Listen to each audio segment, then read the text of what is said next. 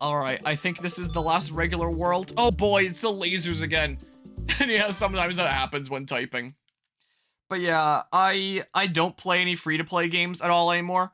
When I was in junior high school, I remember when Clash of Clans first released, and yeah, I only ever used Desmume, but there was something that I could do with, I think it was upscaling the graphics that I could do in Melon DS, and that's why I did Metroid Prime Hunters on that.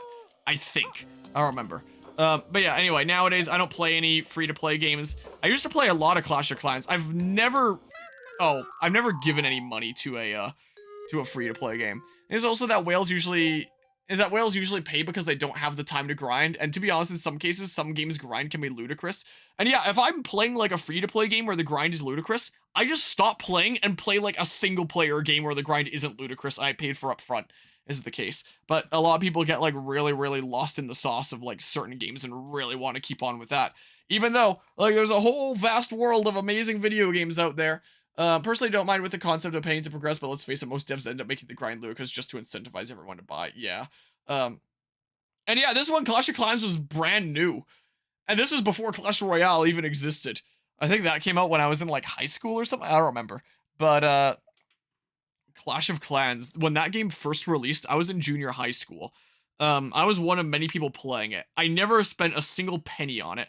I was always like second highest in terms of progress in the whole class.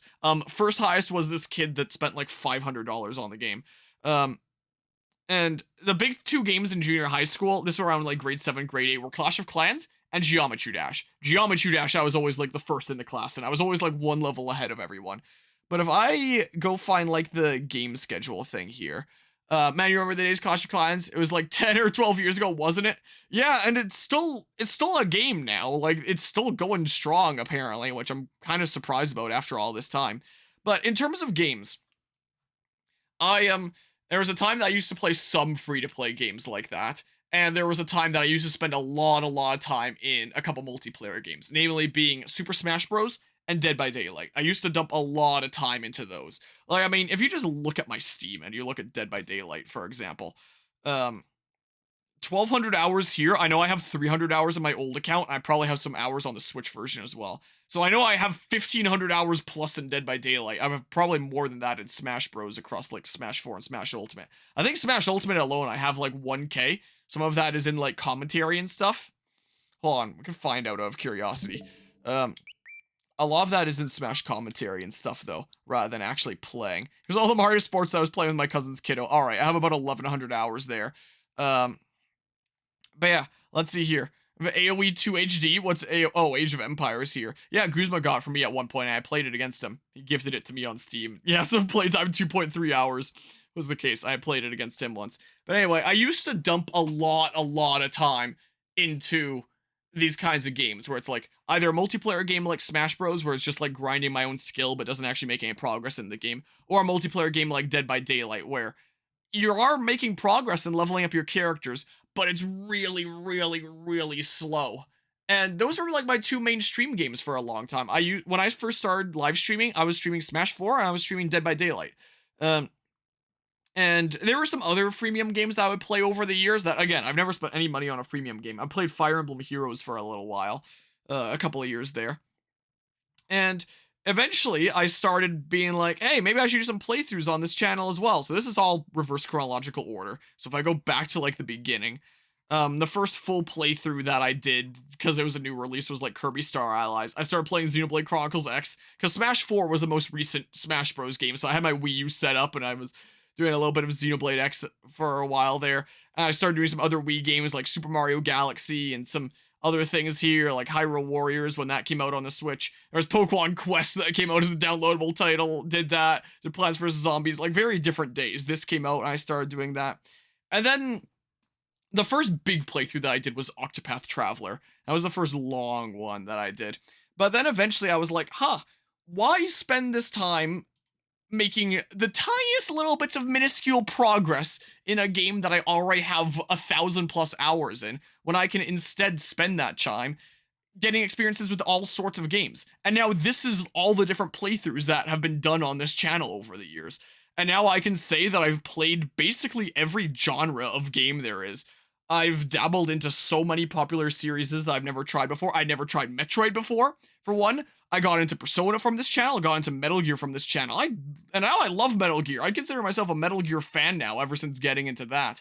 Um, Been revisiting a whole bunch of the Fire Emblem games and stuff. I tried out Last of Us when that came out here, and I've just very much diversified my gaming palette. I got into the Nier games, a clicker slash idle game. Oh, that is a good question. I don't actually think I have.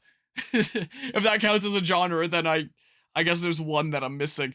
That is a pretty good question there. But yeah, and I like this format of just like, rather than doing multiplayer game stuff, I'm just doing all these single player games. I beat them and then I move on to the next adventure. I would prefer to have like one or two going on at once as opposed to like 7 or 8 that I'm doing. Maybe in the summer when I get through them a little bit faster, I can try to be like, hey, let's just have like 1 or 2 ongoing games at once, and then people know what to expect instead of literally anything on that graphic anytime I hit go live. Um, but I very much diversified my gaming palette, and I feel like I have a lot better understanding of like the gaming industry than I would if I just stuck to playing Smash Bros. And Dead by Daylight, and occasionally playing a new release game when something came out that looked like it really interested me. Because I've gone back to play like all sorts of things that I'd never tried before on this channel, or revisit all sorts of things. And Astral Chain's another one that I tried out because of this channel that I really, really liked. Some of these random Assassin's Creed games like Altair's Chronicles on the Nintendo DS, probably one of the worst video games I've ever played in my life, that I was going through to do the whole Assassin's Creed series on this channel. And now I can say that's a game that I played and meme about it and how awful it is and stuff. So I much prefer being able to look at this and say that I did this than being able to look at this and have this say like 3,000 hours or something instead. You know, I feel like this feels so much more rewarding and awesome than just having this number go up in that or in Smash Bros or whatever have you. So and I very much love having a vast library of games that I have here from like my game shelf there or my Steam library and stuff like that. And free to play games or microtransaction riddle games where you gotta pay to progress and stuff like that just really aren't my cup of tea. I don't really do them. I covered one freemium game on this channel, and it was Octopath Traveler Champions of the Continent, because I was already covering Octopath Traveler 1 and already planning on covering Octopath Traveler 2. So I covered a bit of Champions of the Continent, which is a completely single-player game. There's no multiplayer elements, but it's a mobile free-to-play game with gacha mechanics and all that. Now, I did the initial 3 starting stories, and I just didn't continue because it's like, yeah, I really don't want to support these time-limited gacha mechanic-based games and stuff like that. The music of Champions of the Continent rocks. It's probably my favorite mobile game OST, or like freemium game OST, I should say. I shouldn't say mobile game OST. That would go to like Plants vs. Zombies or something. But in terms of freemium game OST, that one's probably my favorite. That soundtrack slaps. But I just had no interest in continuing to play because it's like, yeah, this is not really what I want to support, quite frankly. I might stream another one at some point. What we were talking about during the first stream of Mario vs. Donkey Kong here, where apparently a Plants vs. Zombies 3 is coming out. I've already done a playthrough of 1, like, forever ago, and I could never beat 2 because it was so dang over-monetized and microtransaction-based that trying as hard as I could when that game first came out, I just could not get through it and beat it. It was too hard for me without shelling out money, which I didn't do, so I just didn't beat it. But nowadays, with how many strategy games I've played, with that whole shelf of different playlists and stuff, and all the strategy games always played on the hardest difficulty, it's like, could I do Plants vs. Zombies 2 now? And then be at the ready for 3 when it comes out, so I'll probably do a Plants vs. Zombies 2 playthrough here at some point, and then showcase 3 when it's out, so I've only done like a partial playthrough of one freemium game on the channel. I might try to do a full playthrough of another freemium game, being PvZ2, and just like suffer and hate my life for doing it. So yeah, there's that. But generally, I don't really play freemium games at all. And my cousin's younger kid, who I was doing co-op with, like, is in this series here, like that same nerd there, has really tried to get me into Genshin at one point, and then in more recent years it was Honkai Star Rail that she tried to get me into. And she's tried out some of my single player games, so I felt like it's only polite to return the favor and do a little bit of it, and I started a little bit of Honkai Star Rail, but I couldn't really get into it and didn't really have the time for it when I'm doing all this other stuff here as well. And I figure, like, hey, why would I play something like Honkai Star Rail with this freemium turn-based combat? Why don't I just hop into something like Persona 3 Reload and just have, like, my paid-for upfront experience where I have the full game, apart from Atlus's stupid Day 1 DLCs, at least. But yeah, let's see here. Cookie Clicker Stream 1, good question. Speaking of Octopath Traveler, that game was apparently just delisted from the eShop. I think I heard about that. When an article speculated that Nintendo might be seeking to release a bundle of both Octopath games. Oh. Harmonia achieved the good ending of the freemium gamer. And you can beat 2 without money, but at the same time, it is so long, you eventually get bored of doing the same thing so many times. There's so much the gimmicks change. Because I don't remember a lot about PvZ2 at this point, because of how long it's been. Like playing PvZ2 casually when bored, but usually just stick to the endless mode. That's fair enough there. Here, should I just, like, go up here? Wait, can I even? I'm not grabbing the ladder. I don't know what's wrong with my arms. Oh, that's just for a gift. This isn't the way to progress. Oops. Okay, but like, I need to hit a blue? Am I sure I can't go up that ladder? Whoa, what the heck? I don't get it, man. So I kind of do have to tuck you into this cubby, I think. And then I can bring you down here and stuff.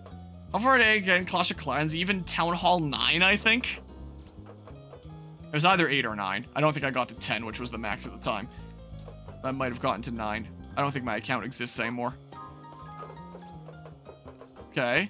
I got pretty far. Oh, you've got to be kidding me. You play Genshin and you may be biased, but I think you can get far in the game exploration story without shilling money. That's what my cousin's kiddo has told me as well. At the same time, exploration is more like Breath of the Wild, if anything, so it's alright, and the loot from chess is WE? I don't actually know what that stands for, I'm sorry to say it. The story is fair enough there.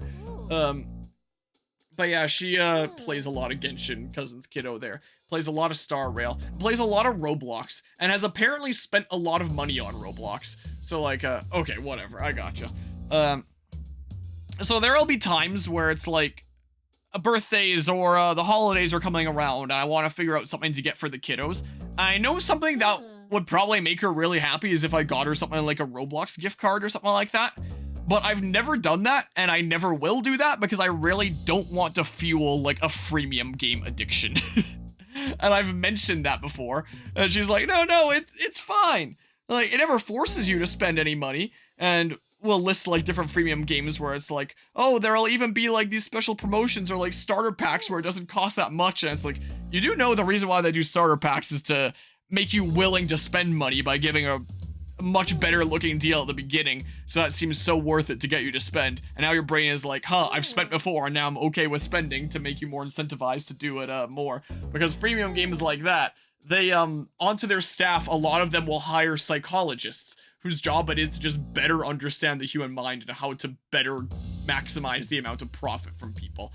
Anything that's really done in freemium games isn't really from the kindness of the company's heart towards the players, really. But yeah, so I don't really want to fuel any freemium game kind of stuff. I would much rather have these games I pay for up front.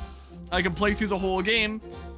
Maybe I'll really like it, or maybe I'll suffer like I am right now, instead of being locked into something where it's like, yeah, this game is never done. And that's one of the things I like about these single player playthroughs, is like, there's a clear end point when I've beaten the game, and it's like, hey, it's clear, it's done, I did it.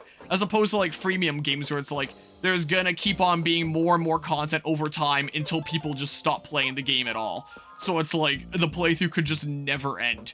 And there are some people that will just like base their whole channel off of playing like one game. I could have done that with Dead by Daylight or something if I really wanted to. But that ain't me. I'd rather get through these individual standalone adventures and be big chillin' and stuff like that. So just throw that there or something, or there. Don't play Star Rail, the whole turn-based RPG mechanic doesn't really interest you. From what you've heard is so much number-based that's far easier to block unless you spend. If you want a cool like turn-based JRPG to play, then just play like Xenoblade or Persona or so many other better games. Crazy how far freemium games go to make you spend, yeah. And in my game design classes, the thing that we've actually analyzed that set the precedent for a lot of these things is Farmville. Farmville was like the first major game that put in so many of these things that have become like the norm nowadays, that like a lot of freemium games will go to as like their model for practices they want to implement. Like, it's crazy how much of an impact Farmville had. Right now it takes literally 3.5 years of constant play every day to max out in Clash of Clans. Really had to take a huge amount of time to get to Town Hall 9. It might have been 8. I don't know if I got as crazy as 9. But I was playing throughout my junior high school years. Oh, and then, I'm sorry that I keep on pausing, but this game is like, it doesn't take too much concentration, but it takes enough that it's really hard for me to talk and play at the same time. But, especially in these kinds of levels. But then I stopped playing in like, was it end of junior high school? Was it the beginning of high school? I think it was actually in high school now that I think about it. I think I stopped playing Clash of Clans around grade 9, the end of junior high school. And then at high school, I got really diehard into Pokemon Duel, which has an amazing soundtrack, by the way. I'm not getting that blue gift. I could have earlier, but just by straight up jumping for it. But now I really don't care. Wait, what the heck? Oh, I need to get you to go all the way around that way. Wait, I mean, I guess I can still grab the thing, but like... Can I really not grab this ladder? Sucks to suck, man. Watch one of these lasers kill me right now. I'd be so mad.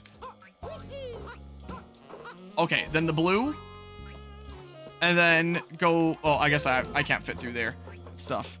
I just got an email that... Not an email, a PayPal notification. I paid $8.39 to Google. That must be like one of my friendos that I'm subscribed to, and I forgot that I had like automatic renewal on or something like that. That's what that must be. Hope Google's not charging me for random crap. Oh, I need that stupid trash can up here. What the heck? Alright, fine. I'm bringing this stupid trash can up here. Come back, Mario! Yeah. Hurry, hurry! Alright, take this stupid platform. Oh, I guess I can't throw it straight down. Here you go. My goodness. But yeah, let's see here. The old Facebook games are the grandparents of the freemium games. They really are. They really set, like, such a precedent. Got to about Town Hall 7, I was just getting 2FA insane to have to wait 2 days for anything to happen. Yeah. Also, maybe my mind is exaggerating about how far that I got, potentially. I know for sure the guy that was the head in class was Town Hall 9. No, maybe he got to 10 before the end of junior high school. I know for sure I was minimum 7, at most 9. Somewhere in that range. At least. I don't know what Town Hall it goes up to now. When playing those games, you can literally see how the old Facebook games influence stuff like Clash of Clans, which in turn brought a wave of freemium games. Yeah, remember the good old days of like mobile gaming? Where it's like you'd pay $1 or $2 and have like a full game? Like Plants vs. Zombies, like Angry Birds. Like, those are the good days. Whereas nowadays, anything on the App Store that's like a game is a freemium game. There's basically no paid for games anymore, and if there is, then it's like the most niche thing that you'll never hear of. And makes nowhere near as much money as these super freemium ones anyway. And then like some of these games that were like super established as these things where you pay $1 or $2 and get the full thing have now transitioned to going like freemium. Like EA with Plants vs. Zombies after buying that. Taking it in a freemium direction with Plants vs. Zombies 2 and now presumably 3 coming up. And all that. How the heck? Oh, I just gotta bring you through here. Well, I have all the others. I may as well just grab this one while I'm here, because it's not very hard. I'll wait for you to turn around. Wow, that was a really difficult level, let me tell you. They got really creative with these puzzle designs.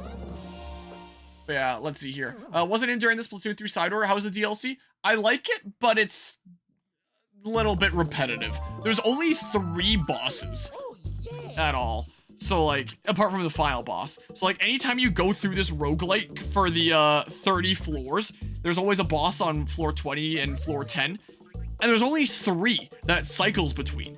So, there's not really much variety there. I generally liked it, but it could have done with a little bit less of the repetitiveness and stuff like that. Further you got was TC8 in Clash of Clans, and you just stopped playing it. Town Hall there? Is that what TC stands for? Was that meant to be TH? Or does TC stand for something else that I just don't remember because I haven't played it in forever? Rip Original, Angry Birds Killed by Greed, yeah. And same kind of thing with Plants vs. Zombies. Okay, so yeah, Town Hall there.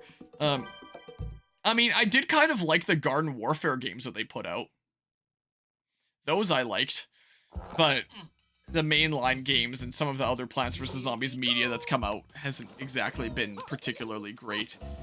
But yeah, the Garden Warfare 1 I really liked. Garden Warfare 2 I sort of liked. Oh, you need to drop onto this guy.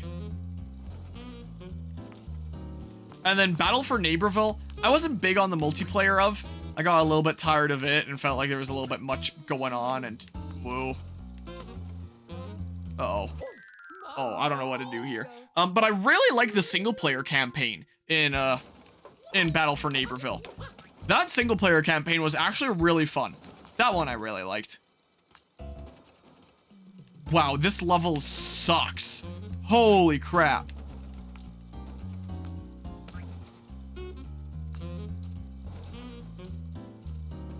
Just wow.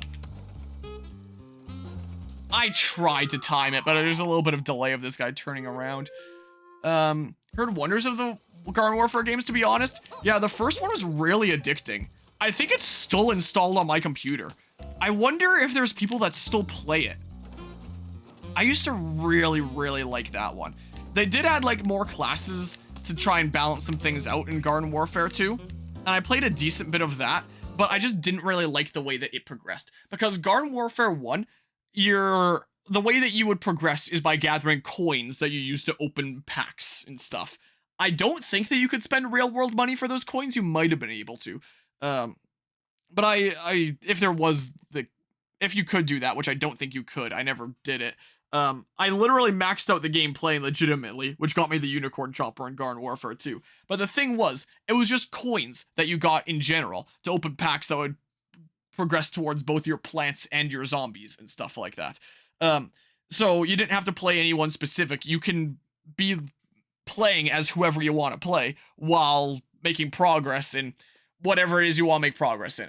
Like you could choose like packs that are more plant-based or packs that are more zombie-based, or just save up for the bigger packs where it's just like, yep, you just straight up unlock a new character, and I usually try to save up for those. Which would give you a random plant or a zombie. But in Garden Warfare 2, every variant of a plant or a zombie, so there are variant types where it's like, maybe here's a frost variety, which does a little bit less damage than the normal variety, but it'll slow your opponents, and if you hit them with enough shots, it'll freeze them completely and they can't fight back. Or there'll be a fire type variant where it's like it does a little bit less damage on initial hit, but then it does damage over time with like the fire effect. All sorts of stuff like that with the different variants for like what kind of play style you wanted to do. And you could play whatever variant was your favorite one and be continuing to make progress on your overall save file. But Garden Warfare 2 I didn't find as addicting because each individual variant has like its own like progress and leveling up. So it's like you go from normal to bronze to silver to gold to platinum to masters or something like that. I don't remember. And when you maxed out at masters, you're just not making progress on that character anymore. So rather than like really, really refining a couple mains that you have, it would just feel really shitty continuing to play a character that you're making no progress in when you can play someone else and make progress in them. So because the game really wanted me to continue playing different characters, it made me not want to play the characters that I liked the most because I wanted to save them for last, save the best for last. But then I just eventually ended up like not really playing them and never really got as pulled into Garden Warfare 2 because of that. And yeah, I think that there was still coins for things that you could redeem, but yeah, all the EXP that you got with your characters, which would make your characters better and better. You get to master and you get like all these different augments that you can put on your character that do make them a whole lot better. But yeah, when you max them out, it's not like that EXP starts pooling into some other character. And the other thing that I really didn't like about it was the fact that it really wanted to get you playing daily. It was one of those kinds of games where it's like, there is an EXP modifier, so by default, it's 1 times. You get 1 times the amount of EXP. But you can bring it all the way up to 2 times by doing daily quests. So if it's like 1 times right now and you do all your daily quests, maybe you get it up to 1.75 times or something like that. And then every day that goes by, you lose like 0.5 times. So the next day comes around and now it's 1.5 times. But now I do all my dailies and I get up to 2 times. And if I just keep on playing day after day, I can keep it hovering around 2 times. But only if I keep on playing daily. It wants you to keep on coming back and like punishes you for not playing regularly. So that really, really turned me off from that game, and that was something that Garden Warfare 1 never had. It's just like play whenever you feel like playing and make progress and have fun and stuff like that. So I never got as into Garden Warfare 2 because of the way that it handled progression and trying to keep you playing and all that. It just wasn't as satisfying. And then Garden Warfare 3 Battle for Neighborville came out in like 2019, I believe it was. I did a full playthrough of it on the channel. It now has 10 different character types on each side. Even more than that. I think they added like 1 or 2 in additional updates. Garden Warfare 1 had 4 types of characters on the plant side and on the zombie side. And then Garden Warfare 2 had 7, and then plus additional variants. 3 got rid of variants completely. There's no more variants. You can put different augments onto your characters, but they're not quite... I don't think any of them are as crazy as the actual full-on variants. Like, you can't make something that's well, there's some variants you can make, some that you can't really. Like, there's some effects from Garden Warfare 1 and 2 that just aren't really there in Battle for Neighborville. So all variants are gone. There's now 10 different character classes. Made me kind of lose track of, like, what's what from when you have, like, in total over 20 different character classes when one side has, like, 10 plus classes and the other side is 10 plus classes. So it made it a lot harder to memorize, like, what's all the tools in X person's arsenal anymore? I don't even remember. And all that. And I did really like the single player campaign. I thought it was really fun and satisfying. How did the XP in it work again? I think that it's character specific as well. Except now you don't have to worry about leveling up different variants, but it's still like, if you max out your pea shooter, then it's like you're not making progress in that anymore. You may as well play like some other plant. I didn't find that that didn't bug me as much as in Garden Warfare 2, what with all the different variants that all have their own EXP, but it still was kind of irksome that I can't just play like my favorite one, my main, and be able to make general save file progress. I mean, you still get coins and stuff like that that contribute to general save file progress. It has a battle pass in the sense of like it resets every month. I don't think that you can pay real world money to advance it faster. And I don't remember if it had daily quests either. I don't think it had the Garden Warfare 2 daily quest to give you, like, EXP modifiers. I think there was still daily quests for points in, like, the Battle Pass. And apparently you can 100% the game just by playing it out because there's only, like, 1 pass for each month. So it's like, if it's January and you didn't get all the things, if you wait until next year January to roll around, then it will be there again with, like, the progress that you made before and you can continue with it. But you have to wait for that to roll around unless you play the Switch version. All the other versions are like the standard edition, but the Switch version is considered the complete edition, where it gives you access to any of the 12-month passes at any time to make progress in, because they assume that if you're playing on the Nintendo Switch that maybe you want to play on the go and don't even have access to online, and therefore are just playing against computers rather than other players. So the Switch version, despite having like worse graphics and frame rate, has all the content available always, whereas all the other versions of it are, you only have access to that month's content during that month of the actual year. And it's like, wow, that's stupid. So, yeah, anyway. I would keep playing while talking, but it's kind of hard to organize my thoughts while dealing with something like this. So... You've got to be kidding me, how do I do this? God, playing daily is the worst thing a freemium or grind game can do. Don't you think it does? You don't think it does much, but punishes you for not playing daily and tries to hammer the game into your daily routine? Yeah, if they can make the game part of your routine, that's something that they love. So that's something that PvZ2, or Garden Warfare 2 tried to do. I don't remember if it was the case for Battle for Neighborville, but the whole, like, monthly thingamabob and the stuff cycling. And the way that it handled, like, it wasn't really a battle pass in the sense of, like, there's a premium pass and microtransactions with it or anything like that. It's just one set of rewards that you play the game and progress down and stuff. I messed that up. So I'll just play it safe and redo it here. Okay. The guy turns around. Oh, come on! This level is actually so garbage! It's not a meaningful challenge. It's just like the most finicky little timing thing ever.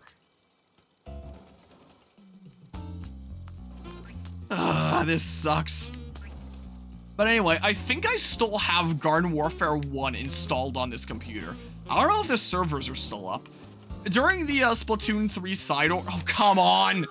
During the Splatoon 3 stuff that we were wrapping up, the game that we ended up talking about the most was Pal World. And I was like, hey, if there's time later tonight, maybe I should switch to that just for funsies for another one-off session.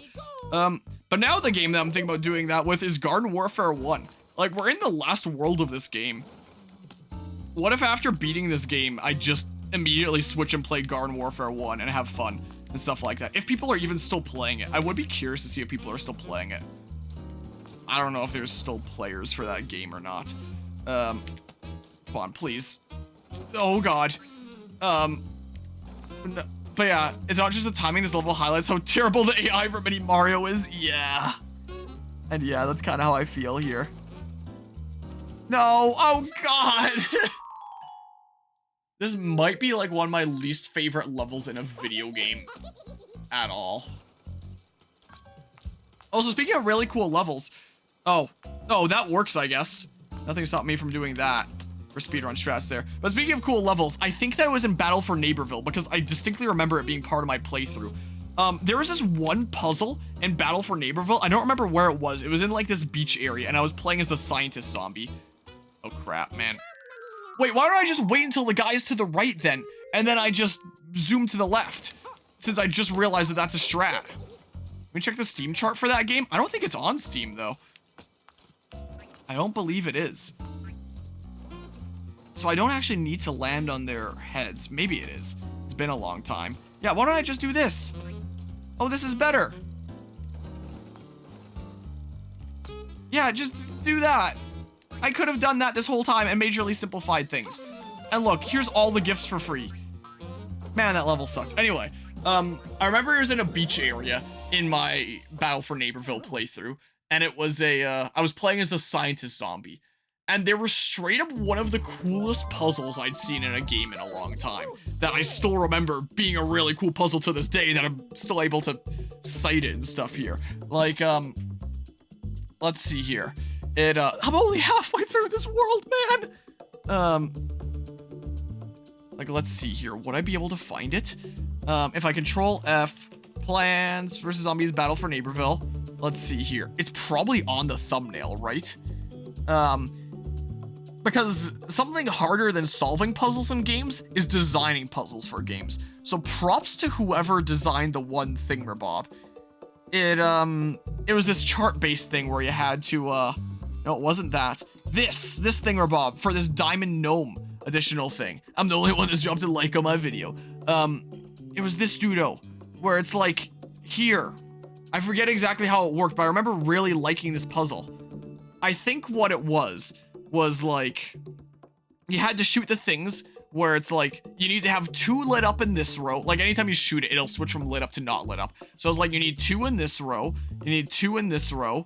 I don't know why there was like the separate things here. You need 3 in this row, you need 3 in this row, like the number of symbols there. So it gives you like a couple of really basic ones just to introduce to you how it works.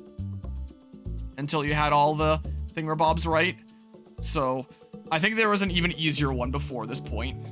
Or no, I guess that means it has to be clumped together as well. So I figured that out. So there was like a super easy one, just introducing how it works. And then this one that you have to think about a little bit. And then the game presents you this. And it's like, good luck. And a lesser video game player might have just Googled the answer and seen what you needed to light up. But this was insanity. And the fact that someone designed this, and this is just like a one-off. I don't think there's any other puzzles like this anywhere in the game. It's just this random section of the world. Yeah, it's almost Voltorb flip. And I just sat here for, what? This was 16 minutes? Mark, I sat here figuring it out for... Alright, that's a 10-minute mark. Alright, about 10 minutes. Took me about 10 minutes of just like mashing my head against this, figuring it out and going across one by one, seeing how I need to do things or how I need to change them after. And it was honestly like one of my favorite puzzles in a video game to date, not gonna lie. I actually really liked it. And yeah, Voltorb Flip is awesome. I love me some Voltorb Flip too. Design stuff for people to use is harder than you think, absolutely. I remember in my first game design class, designing puzzles for our game there, and it sucked. Basically I have to idiot-proof it, not because other people may be less intelligent than you, but because other people think differently than you do. And also by not playing it as a designer, you get like a very different play experience, and things that are evident to you as a designer aren't always going to be evident as a player. Which is why playtesting is really important. Oh my god! Oh, I thought I was a mini Mario for a hot second and I got my spacing kind of mixed up. So what does pressing this do? This is probably safe to drop down onto, right? Nope, I should have used the R to move the camera and stuff. Got a little bit overexcited. I should not be doing that, knowing how these levels go. Okay, around we go. I love how they just give you that gift for free. Wonder if there's any way that you can avoid it. Anyway, now I kind of want to beat this game and then play Plants vs. Zombies Garden Warfare, not gonna lie. So, oh, I need to throw him down there. And then he'll walk across and be like a platform and stuff, I think, right? Wait, but like... Oh crap. Wait, what? Oh, I see. I need to use him as a platform and Mini Mario has to go across the red top. That's what I'm fairly certain is going on here. Yeah, like this. That's what needs to happen. Let's go do it. I would love to. Come on. There we go.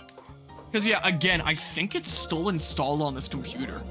I can make extra sure to, make sure that it's at the ready and stuff. Like, I don't have it on Steam or anything, but I remember seeing it under, like, program files as still existing on my computer. I wonder, does it exist on Steam nowadays? I'm curious. If I just look up Plants vs. Zombies. Let's see here. Game of the Year edition there. There's Battle for Neighborville, which again, I actually really like the single player campaign of that game. And I really love this puzzle. But I wasn't as big into the multiplayer stuff here. I wasn't big into the multiplayer stuff there. There's a DLC for that. And yeah, the first Garden Warfare is not on here. What's this DLC for Garden Warfare 2? Seasons Eatings Upgrade? I had no idea that DLC came out for this game. Okay. It's just, oh, it's just, okay. Okay. Just some other visual cosmetic stuff. Yeah, I should almost be there. I'll just be like the final boss afterwards. But I'm fairly certain I have Plants vs. Zombies Garden Warfare on this computer. Where the heck would it be located? Oh, there's a folder. PvZ Garden Warfare. Screenshots, settings. Where is the game? This is in documents? Add or remove programs. Hold on a hot second here. I know it's on here. If I scroll down to P, there's Pal World. Yeah, no, wait, that's Battle for Neighborville. Oh, but there it is. Where is it? How do I access file location? Can you not in here? That sucks. Where do I access it? It's on my computer. The first game stall. I am right clicking. That's what I'm doing here. Nothing's happening. Hold on. Shut. I don't want to hear it, Mini Mario.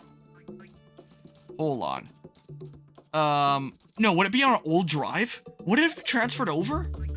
Program files? EA? No. Plants? No. UCS? Nope. Garden? No. What the heck even? Origin games? Oh yeah, it's an Origin thing, isn't it? I forgot that that was a platform, honestly, here. I think it's on my desktop somewhere, right? Crap, I gotta close a bazillion things. There's a whole bunch of tags for things. Origin.exe. Origin installation requires an internet connection, but you're unable to connect to the internet. Please check your connection, try again. So download the latest version of Origin here. Oh. Okay. Oh, okay. Well, I'll keep that in mind for the future here. Also, the thing that I just had open, the folder, was... Did I close it? Maybe I can just... Origin. Wait. Origin Games, that's what it was. This. Look, I can launch it from here. Yeah, I haven't heard of Origin for a long time either. I completely forgot it was a thing that I could access.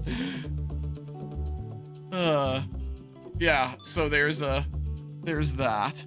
So, whoops, should still have, like, my old save file in progress and stuff. It should be linked up with my Origin stuff. If I need to install Origin, that itself should be fast. It's not like I need to reinstall the game, because it should still be on my computer. It might need an update or something, if there'd be an update after all these years. Which I don't know if there would be. Okay, and then, like... Wait, what now? How do I blow up the thing, then? Do I just need to, like... Oh, I can throw the thing up there? You've never used Origin? Good. Man, you had to walk that way? Jerk.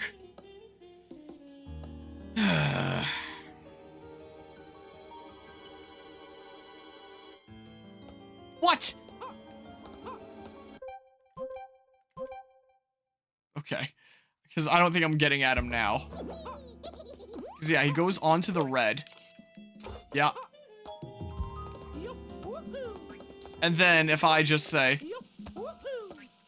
No, give me him! Whoa! That was close, wasn't it? Now I... Wait, what does that do for me? Wait, now what? Huh? So I'll use the EA launcher as EA games refuse to launch without it, though? Even on Steam. That's the same way with, like, Ubisoft games and Ubisoft Connect. Use it because some old EA game was only sold there and on top of it on a bundle only. The bundle is fantastic, might be wrong, but you hate to have to install Origin just for those games. Worst thing is yesterday I realized that the same pack is now being sold on Steam too. Oh. I mean, I'd say that's never exactly a bad thing to avoid supporting Steam. I don't really like Steam taking 30% for doing basically nothing. Just like, hey, for the privilege of putting your games up on our platform, we're gonna take 30% of everything you make. Like, remember when Valve used to actually make games instead of just being able to sit fat and happy off of everyone else making games but them? So I'm not really a big fan of Steam sometimes, but yeah, in terms of usability, it's pretty good. I don't know how I... Like, what? Oh, I guess I'm not gonna be able to platform off of your head now. As a means to get up there. Oh my goodness, I can actually get up here. Watch this play. Bam! Okay, don't know if that's what was intended, but okay. I'm not getting those gifts, I don't care. Okay, get me out of here. But yeah, I much prefer it over EA or Ubisoft or Epic or Battle.net. I mean, yeah, fair. Okay, you're wrong, you hate that Steam takes 30% off on top of it. Valve literally doesn't care about their games. Problem is the other launchers are terrible. Yeah, you're not wrong. But now that I've been reminded of its existence, I do remember that I used to boot up Origin pretty regularly. Literally just for the Plants vs. Zombies Garden Warfare games. I don't think I played any other game on Origin at all. I don't believe I have. I wonder if I own any other games on Origin at all. Or not. I might not. Alright, I don't care, DK. I really don't, man. Okay, so then, like... Okay, so this should be the last regular level, and the final boss, and then I can play a game that I actually have a lot of fun playing. Wait, I probably need to use this for you to get up here, right? Can't name a game launcher less greedy than Valve? Yeah.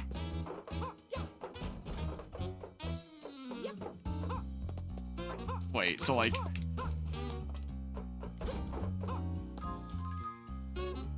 Oh. Dang it, Wait, what? No, that doesn't need to be there on the red, I think. But I just need to switch it back and forth here like that. There we go. There we go. Hopefully I don't need the trash can over here. What do I do? What? I think I might need the trash can over there. Here, let's force you over here first. All right, you're not getting back. Give me this stupid trash can. Okay. I'm taking this over here.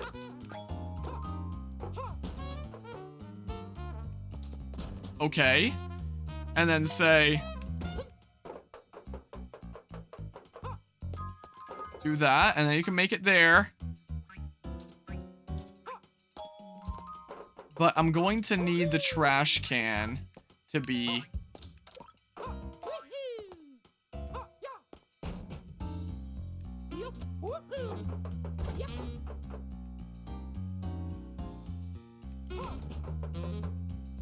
I can't get over here in time. What? What? What even?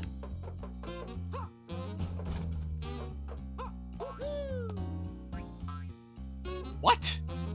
The heck? Come on, get down here! Get down here! Okay, what the heck? Huh?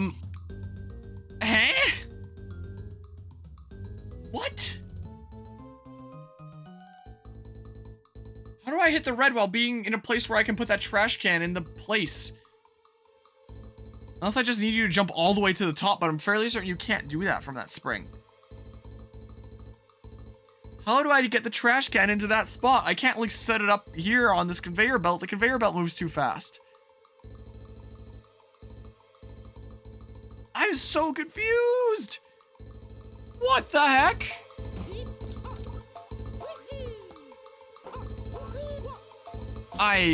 Okay. But yeah, let's see here. I tried being too fancy and convoluted on top of it, requiring you to boot up their launcher to play the game. Like with Steam, you can go and launch the executable directory from your drive with most Steam games. A lot of these also make some games hard to mod. Know for a fact that in Origin, you gotta decouple the game to the launcher if you want to mod a game, even if the game is single player only. Wow. Oh my god, Epic and Ubisoft and EA are also greedy. It's hard to choose who is greediest. Yeah, I mean, you're not wrong. Alright, this is 8-6 plus. Hold on, let's see here. What the heck? Alright, this is another Trophy Gamers video that I'm looking at for reference. Okay, so then they, set up the trash can above, and then they... do they throw it onto the thing? Yeah, they do. And they try to do what I did, or they try to do what I was trying to do, but they don't quite do it. Is it actually the answer? I just need to be like the fastest Mario versus Donkey Kong player ever? Yes, apparently so. You have freemium devs that secretly take the crown? Yeah. Yeah, that's what I kind of miss. I might have... was that what I did with Garden Warfare 1, or did I need to download Origin for that? The world record VOD? What, on this game here? It's been too many sessions now to do, like, the full game. That would be pretty funny. So that. Get up here. Wait, I remember playing the original Plants vs. Zombies. I'm pretty sure I played it on PC first before I did it on mobile. And I had to go to the website for Plants vs. Zombies and download it. Those were the days, man. Alright, let's see here. Okay.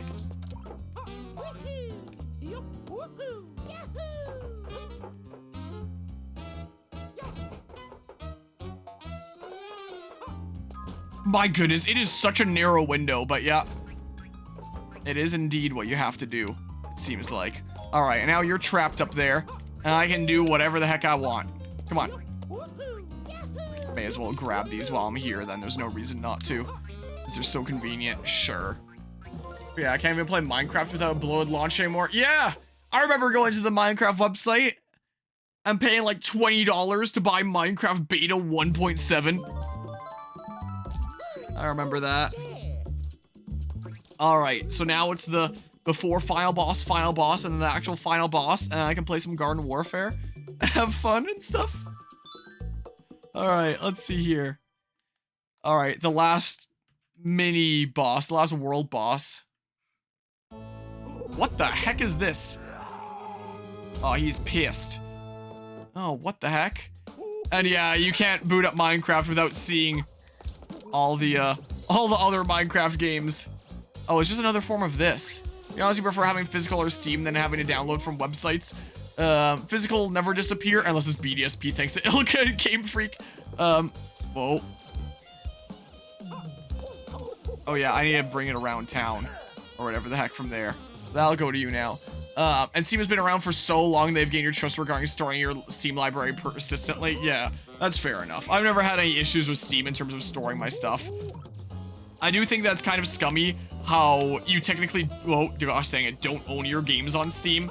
And, like, they can literally take away games from your library whenever they want. Like, if you've been a little bit of a naughty child online, they can just, like, take away all your games if they want to, technically.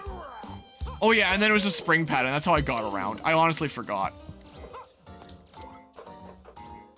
Yeah, I'm a little bit silly. But yeah, the only launcher where you own your own game is GOG. Are they an actual launcher that you download? I have some games, like, online with them because I've gotten some free ones from Twitch Prime. I think that's where I got Metal Gear Solid 1 on PC and did a playthrough of it. Was from GOG, I think. I might be wrong about that, though.